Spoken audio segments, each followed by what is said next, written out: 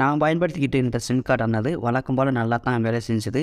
நேற்று திடீர்னு அது வந்து வேலை செய்யாமல் போயிடுச்சு, சேலம் இருந்துருச்சு. அதற்கான காரணங்கள் என்னென்னு நான் தேடி பார்த்த பொழுது, அந்த கார்டை வந்து நான் திரும்ப கழட்டி பார்த்தேன். கழட்டி பார்த்தபோது அதில் வந்து டேமேஜாக இருந்துச்சு. அதில் இருக்கக்கூடிய அந்த கலராக கோல்டு மாதிரி இருக்கக்கூடிய அந்த பகுதி வந்து எப்படி இருந்துச்சுன்னா வந்து டேமேஜில் இருந்துச்சு. அதுக்கான ஒரு முக்கியமான ஒரு சில காரணங்கள் வந்து புரிய வந்துச்சு. இப்போ நான் வந்து சிம் கார்டை வந்து அடிக்கடி கழட்டி மாட்டினதுனாலையும் அதில் வந்து பெண்ட் ஆகிடுச்சு. மாட்டும் பொழுது வந்து பெண்ட் ஆகிடுச்சு. அப்படி பெண்ட் ஆனதுனால அதனாலே வந்தக்கூடிய பிரச்சனைகள் தான் வந்து என்னுடைய சிம் கார்டானது வேலை செய்யாமல் போயிடுச்சு. முதல்ல பார்த்திங்கன்னா வந்து ஒரு சில நேரத்தில் வந்து வேலை செய்யாமல் இருந்துச்சு. அப்புறம் அதற்கு பிறகு பார்த்திங்கன்னா வந்து சுத்தமாக காட்டவே இல்லை. இந்த விஷயத்தை வந்து உங்கள்கிட்ட வந்து பகிர்ந்து போகலாம்னு எனக்கு வந்து தோணுச்சு. அதற்காக அந்த வீடியோ வந்து மேக் பண்ணேன். இது மட்டும் காரணம் கிடையாது, ஒரு சில காரணங்கள் வந்து என்னால் வந்து தேடி எடுக்க முடிஞ்சிச்சு. அது என்னென்ன காரணங்கள் அப்படிங்கிறத வந்து நான் உங்களுக்கு சொல்கிறேன்.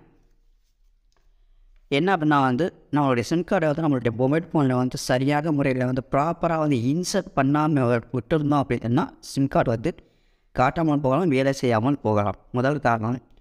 இரண்டாவது காரணங்கள் பார்த்திங்கன்னா வந்து டேமேஜில் இருக்கிறது அல்லது வந்து டிஃபெக்டிவில் இருக்கக்கூடியது. டிஃபெக்டிவ் அப்படின்னா வந்து சிம் கார்டை தயாரிக்கிற பொழுதே வந்து மேனுஃபேக்சரிங் டிஃபெக்டாக இருக்கும், டிஃபெக்டிவில் இருக்கணும்.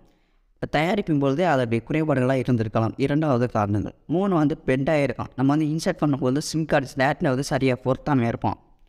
அப்படி இருந்துச்சுன்னா பட்டன் உள்ள சிம் கார்டை பட்டன் உள்ள ஃபோனில் வந்து நம்ம வந்து சிம் கார்டு வந்து இன்சர்ட் பண்ணுறோம் அப்படின்னா வந்து அதை வந்து சரியான முறையில் இன்சர்ட் பண்ணாமல் இருப்போம். அதாவது வந்து ஹெட்டு வந்து பள்ளமாகவும் டெய்ல் வந்து மேடாகவும் இருக்கும். அந்த முறையில் வச்சோம் அப்படின்னு சொன்னால் சிம் கார்டு வந்து பெட் ஆகிடும். அடுத்து ஒரு சில காரணங்கள் இருக்குது. அது என்ன காரணம் அப்படின்னா வந்து நம்ம பயன்படுத்தக்கூடிய மொபைல் ஃபோனுக்கு வந்து நம்ம வச்சுருக்கக்கூடிய சிம் கார்டு வந்து கம்ஃபர்டபுளாக இல்லை அப்படின்னு சொன்னால் வந்து அந்த சிம் கார்டு வந்து வேலை செய்யாமல் போகிறதுக்கு வாய்ப்பு இருக்குது. காட்டாது வேலையும் செய்யாது.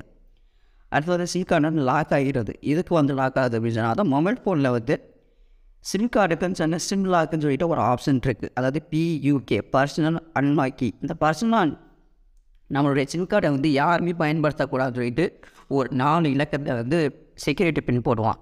அந்த செக்யூரிட்டி பின்னை வந்து நம்ம வந்து தப்பாக ஒரு 4 தடவைக்கு மேலே போட்டால் 3 தடவைக்கு மேலே வந்து போட்டோம் அப்படின்னு சொன்னால் வந்து PUK கேட்கும். அந்த PUK வந்து தவறாக வந்து என்ட்ரு பண்ணிட்டோம் அப்படின்னா வந்து சிம் கார்டு வந்து லாக் ஆகிடும். அடுத்தது முக்கியமான ஒரு விஷயம் என்னென்னா, நம்ம சிம் கார்டில் வந்து இப்போ வரக்கூடிய ஆண்ட்ராய்டு ஃபோன்லாம் வந்து ஒவ்வொரு சிம் கார்டையும் தனித்தனியாக ஆஃப் பண்ணுறதுக்கும் ஆன் பண்ணுறதுக்கும் ஒரு வசதி இருக்குது.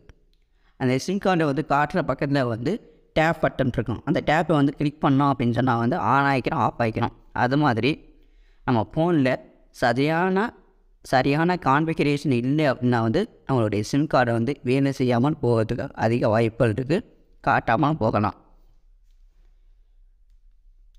சிம் கார்டு வேலை செய்யாததுக்கான காரணங்கள் அதே போல் காட்டாமல் இருக்கிறது காரணங்களை வந்து சொல்லிட்டேன்.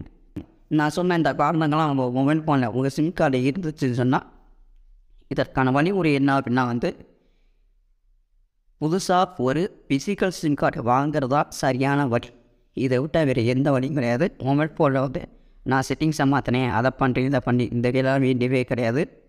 புதுசாக சரியான ஒரு ஐடி ப்ரூஃப் கொடுத்து நம்ம புதுசாக ஒரு ஃபிசிக்கல் சிம் கார்டை வாங்குறது தான் ஒரு சரியான வழி. இதை விட்டால் வேறு எந்த வழியும் கிடையாது. நன்றி, வணக்கம்.